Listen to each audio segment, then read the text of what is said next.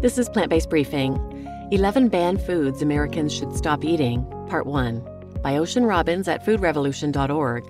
And I'm Marian Erickson, and this is the Plant-Based Podcast where I curate a variety of articles on plant-based and vegan living, get permission, and narrate them here in about 10 minutes or less every weekday. And today's article is from Food Revolution Network. A lot of their articles are longer than 10 minutes, so this one is as well. So I'm breaking it up into two parts, reading part 1 today, and part 2 will be tomorrow. And while this article talks about dangerous foods that are sold in the U.S. and banned in some other countries, some of these may be sold in your country as well, so you might want to check that out. So now let's get to today's plant-based briefing. 11 Banned Foods Americans Should Stop Eating, Part 1, by Ocean Robbins at foodrevolution.org. Summary: many foods sold in the United States are banned or fiercely regulated in other countries due to harmful additives, growth promoters, genetically engineered ingredients, herbicides, or other dangerous practices. Does this concern you? It should.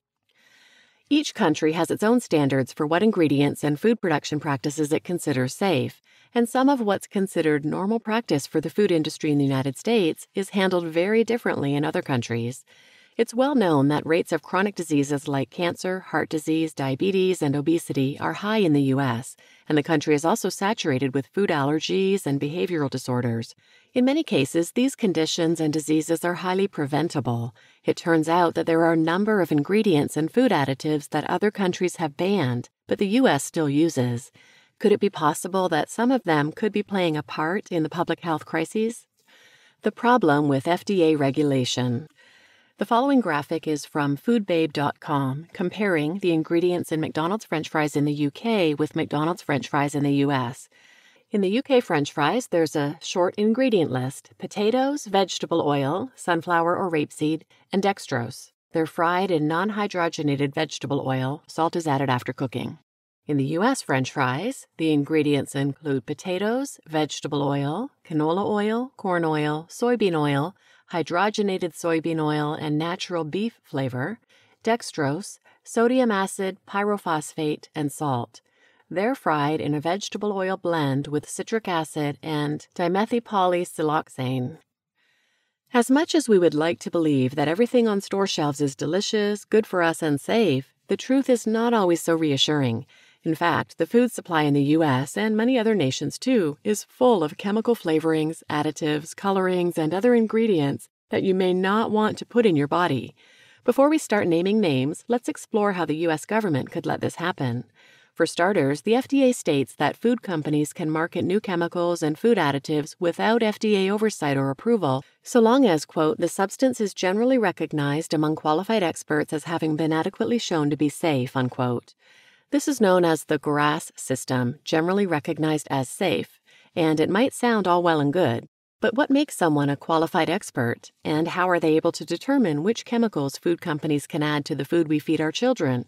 It turns out that these companies often convene their own expert panels to decide whether the ingredient will pose harm, and many of these panels contain scientists with financial ties to all manner of industries, even including the tobacco industry, experts who may have at one time recommended that cigarettes were safe. Based on the panel's recommendations, companies then decide whether or not to share the results of the assessment with the FDA. They don't even have to do so. Most of the chemicals on the GRAS list have never had long-term testing on humans and therefore can't possibly be guaranteed safe. And some of them don't stand up to the test of time either. For example, BHA is generally recognized as safe, despite the fact that the National Institutes of Health's National Toxicology Program concluded that BHA can be reasonably anticipated to be a human carcinogen. And then there are artificial trans fats, which have historically been on the GRAS list and added to foods like frozen pizza, peanut butter, packaged snack foods, vegetable shortenings, and ready-to-use frostings to improve their flavor, texture, and shelf life. Unfortunately, we later learned that trans fats were causing upwards of 500,000 deaths per year from associated heart disease. In 2015, the FDA finally decided that trans fats, or partially hydrogenated oils, were unsafe, giving food manufacturers a few years to remove them from the food supply.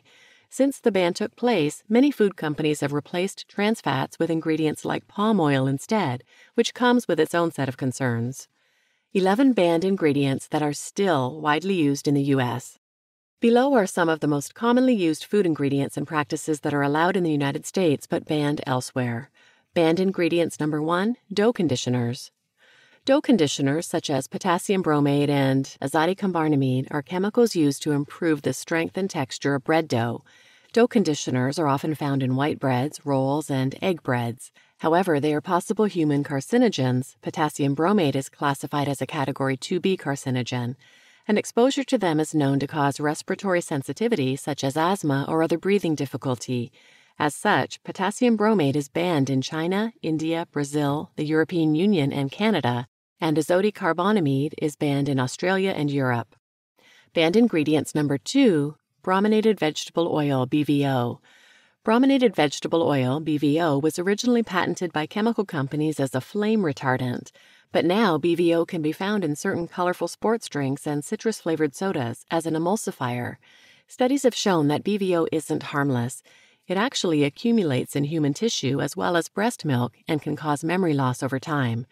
Bromine toxicity can lead to skin rashes, appetite loss, and heart problems, as well as major organ damage and birth defects. Bromine also competes with iodine for receptor sites in the body, which can increase risk for iodine deficiency, autoimmune disease, and even certain cancers. And although BVO has been banned in countries like Japan, it's been used in food and beverages in America since 1977 when it was approved by the FDA. Banned ingredients number 3, propylparaben. In the United States, propylparaben is used as a preservative in tortillas, muffins, trail mix, pies, sausage rolls, and more. Research has found that it can affect sex hormones and sperm counts in young rats. Cornell University research has also indicated that exposure to parabens may be linked to breast cancer. Environmental Working Group senior scientist Johanna Congleton, Ph.D., tells us, "It is of great concern to us that the use of an endocrine-disrupting chemical in our food is considered safe by our own government. Studies show that chemicals that disrupt hormone signaling can lead to developmental and reproductive problems. Propylparaben is totally legal in the U.S., but in 2006, the European Food Safety Authority banned the use of propylparaben in food. And in 2015, the EU went further, also banning propylparaben from cosmetic products." You just listened to 11 Banned Foods Americans Should Stop Eating, Part 1 by Ocean Robbins at foodrevolution.org. And I'm your host, Marian Erickson. Tune in tomorrow for the second half of this article, where you'll hear the remaining banned ingredients and also learn what you can do to avoid foods with these ingredients. And please share this episode with anyone who might benefit, and thanks for listening.